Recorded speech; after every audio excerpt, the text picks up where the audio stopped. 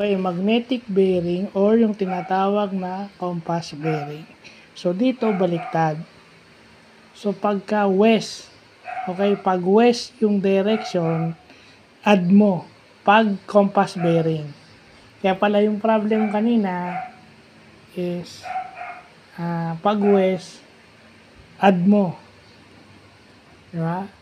So, since yung problem na nakita natin kanina sa YouTube, yung before, yung nakita natin sa YouTube, yung compass bearing niya is inad sa 90 degrees. Kasi, bakit 90 degrees? Kasi meron siyang dun sa, dun sa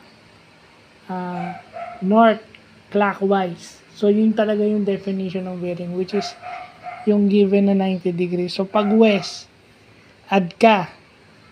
Pag east naman yung direction, baliktad, ima-minus mo naman. Kapag ka compass bearing or magnetic bearing. So, yun yung tawag dyan. Again, dahil hindi ako nag-CAT para maging fair daw ako.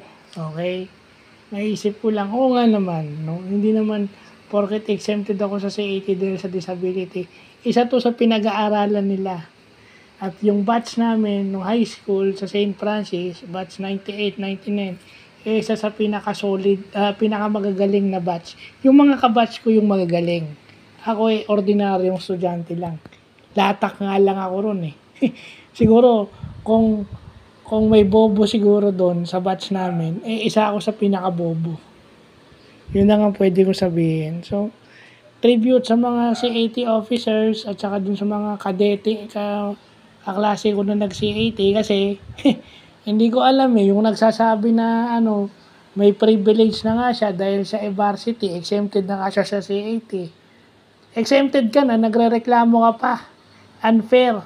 Paano magiging unfair sa iyo yun? Wala ka rin naman CAT dahil varsity ka. First day ka lang nagpakita, after nun hindi ka na nagpakita buong school year dahil varsity ka. So, para maging fair dun sa mga kaibigan mo at dun sa isang naging matalik mong kaibigan nung high school na unfair sa kanila. So, ito na ako.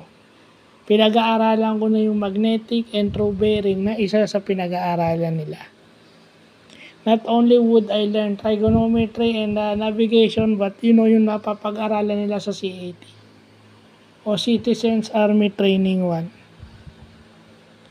So, yun lang po.